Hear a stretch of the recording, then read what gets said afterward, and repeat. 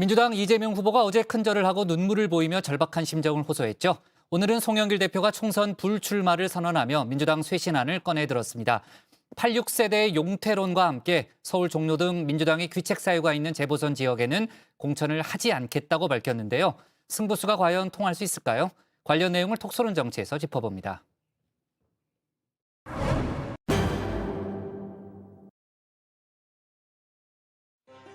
국민의힘의 내분 속에 한때 골든크로스를 이뤄냈던 민주당 이재명 후보, 윤석열 후보가 다시 전열을 재정비하며 지지율 회복에 나섰죠.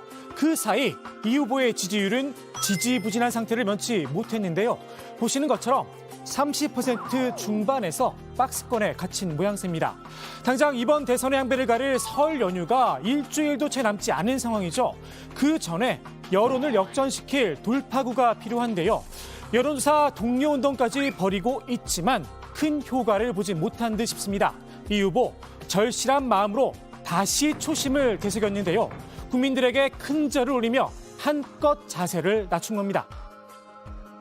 세배를 겸해서 사과의 뜻을 겸해서 앞으로 지금까지 완전히 다른 새로운 정치로 보답드리겠다 이런. 이른바 욕설 논란으로 어려움을 겪고 있죠. 정치적 고향인 성남을 찾아선 눈물을 훔치기도 했습니다. 어머니도 이제 떠나셨습니다. 제가 잘못했습니다. 이제 이런 문제로 우리 가족들 아픈 상처 그만 좀 해집으십시오. 제가 하는 모든 일은 우리의 삶, 우리 서민들의 삶과 이재명의 참혹한 삶이 투영되어 있습니다. 앞으로도 여러분을 위해서, 세상을 위해서 최선을 다하겠습니다. 여러분 고맙습니다. 민주당 인사들은 이 후보의 눈물 영상을 공유하며 위로의 글을 잇따라 올렸는데요. 죄 없는 자가 돌을 던져라 성경 문구를 인용하기도 했습니다. 이 후보는 연단을 내려오며 주변의 도움을 받기도 했죠. 이 후보가 무리한 일정으로 많이 지쳐 있다는 말도 나왔습니다. 3주 전에는 눈에 모세혈관이 막 터져가지고 충혈이 되기도 했고 또 며칠 전에는 코피도 쏟았다는 이야기도 들었는데요. 일정이 과도하게 지금 사실 너무 무리한 일정이다 보니까 굉장히 조금 지친, 제가 가까이서 봤을 때도 굉장히 좀 지쳐 보인다고 생각이 들고요. 지난 일주일 동안 이 후보가 소화한 공식 일정 숫자입니다. 많게는 하루에 8개 일정을 챙겼는데요. 윤석열 후보와 비교해보면 13개나 많은 일정을 더 소화했습니다. 그만큼 이 후보가 절실하게 뛰었다는 방증이겠죠. 이 후보의 지지율 부진과 고군분투, 민주당도 그 책임을 피할 수는 없다는 지적도 나오고 있는데요. 기득권 정당, 내로남불 그런 얘기가 계속 있었지 않습니까? 그리고 이번에 정권 재창출을 하더라도 또 그런 우려는 여전할 것이다. 그런 걱정. 그게 정권 심판 우위론으로 계속 나타나고 있다라고 볼 수가 있고요. 정말 진정성 있는 처절한 반성, 또 스스로 내려놓는 모습, 이런 것들까지 있어야지 국민들이 정말 이제 좀 달라지려고 하는 것이구나. 달라진 민주당, 송영길 대표가 민주당 기득권의 핵심 86 용태론을 꺼내들며 당 쇄신을 약속했습니다. 저 송영길은 다음 총선에 출마하지 않겠습니다. 586 세대가 기득권이 되었다는 당내외의 비판의 목소리가 있습니다. 우리가 원하는 것은 더 나은 세상이지 기득권이 아닙니다. 선배가 된 우리는 이제 다시 광야로 나설 때입니다. 동일 지역 국회의원 연속 3선 초과를 금지하고 이번 지방선거에서 2030 세대를 대거 공천하겠다고도 밝혔습니다. 민주당의 귀책 사유가 있는 보궐선거 지역이죠. 서울 종로 등에 공천을 하지 않겠다는 방침도 세웠습니다. 종로, 안성, 청주, 상당구 3곳의 보궐선거에 더불어민주당은 후보를 공천하지 않겠습니다.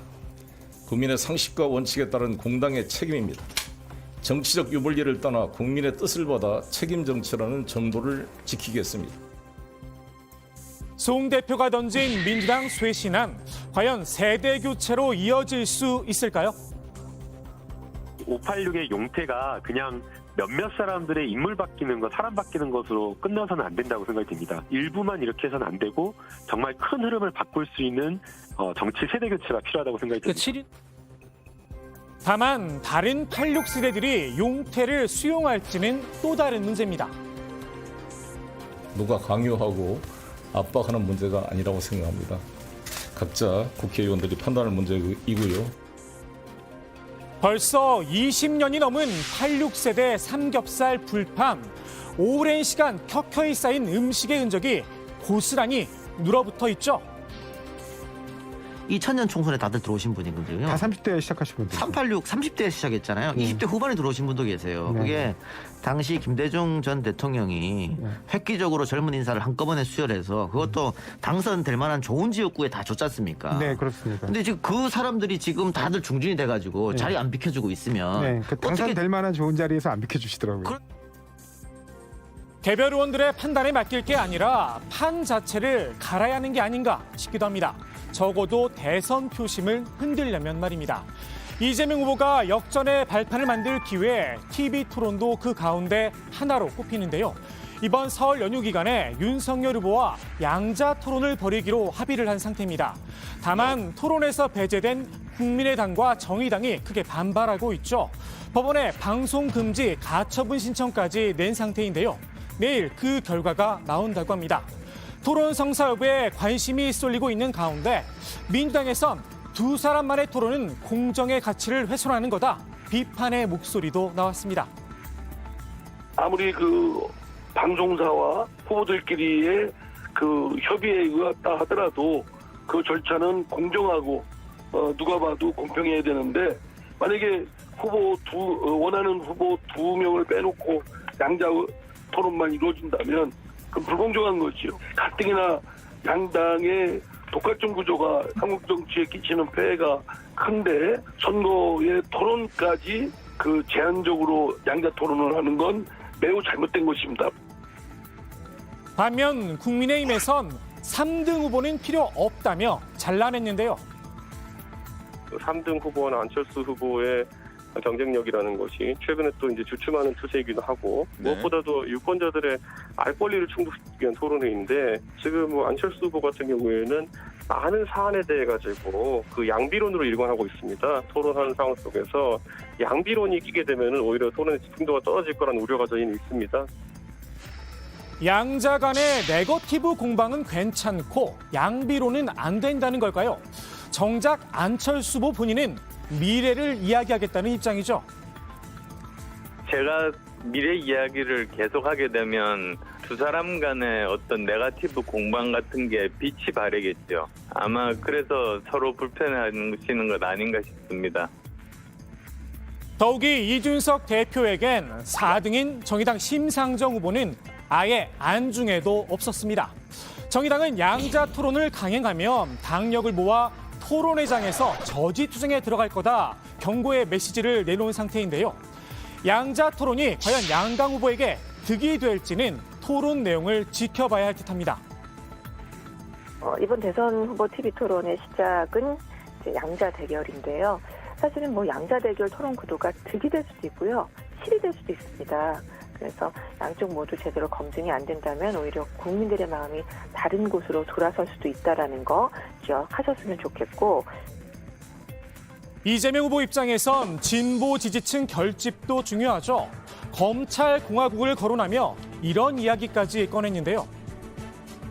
제가 지면 없는 죄 만들어서 감옥 갈 것 같습니다, 여러분. 검찰 공화국이 열립니다, 여러분. 검찰 정말로 무서운 존재입니다. 왜 검찰 수사만 받으면, 특수부 수사만 받으면 자꾸 세상을 떠납니까? 그럼 문재인 정부의 검찰 개혁은 실패한 거냐? 당장 물음표가 따라붙었습니다. 공수처도 만들었는데 결국 정권 바뀌게 되면 결국은 뭐 이런 일이 벌어질 것이다라는 얘기는 사실상 그 민주당이 해온 그 검찰 개혁이 실패로 끝났다는 것을 자인하는 말이기도 하고 갑자기 또 왜 이 말씀을 하시는지 잘 모르겠거든요. 김건희 씨 녹취록을 보게 되면 뭐 내가 정권 잡으면 다 죽었다, 가만 안 둘 것이다라는 그런 취지의 발언도 있었고, 윤석열 후보가 만약 그런 검찰 출신의 대통령이 된다면, 그리고 또 윤석열 후보 곁에 있는 많은 검찰 출신들의 그런 어떤 수사 행태가 우려되는 어떤 그런 측면에서 나온 발언이라고. 국민의힘에선 도둑이 재발절인 게 아니냐 공세도 펼쳤는데요. 내가 교도소 갈 것 같다라는 뭐 그런 합리적인 본인의 전과사범으로서 느끼는 경험적으로 전과사범이 느끼는 합리적인 공포감이 아닐까. 그리고 그 점에 대해서 이야기를 했는데 우리 당은 도둑이 재발절이다고 이야기했잖아요. 저는 그냥 형사처벌을 여러 번 받으신 이재명 후보자의 합리적인 경험적 공포감이라고 생각합니다. 이재명 후보가 다시 입장을 밝혔습니다. 검찰공화국을 우려한 것일 뿐 본인 이야기를 한 건 아니다. 선을 그은 겁니다. 저의 문제가 아니고 이 검찰공화국이 다시 열리지 않을까, 그런 그 우려를 그렇게 표현했던 거지 뭐 제 얘기를 한 건 전혀 아니었습니다. 특히 형사사법 권력을 남용하는 거는 정말로 위험한 것이거든요. 최후보를 아니겠습니까? 인권을 지키는. 그래서 그런 점에 걱정을 제가 말씀을 좀 드렸던 겁니다. 이재명 후보, 박스권을 깰 돌파구를 마련할 수 있을까요? 아마 이 후보의 심정 이렇지 않을까 싶습니다. 오늘의 톡 쏘는 한마디 이렇게 정리합니다. 정말 좋은데 어떻게 표현할 방법이 없네.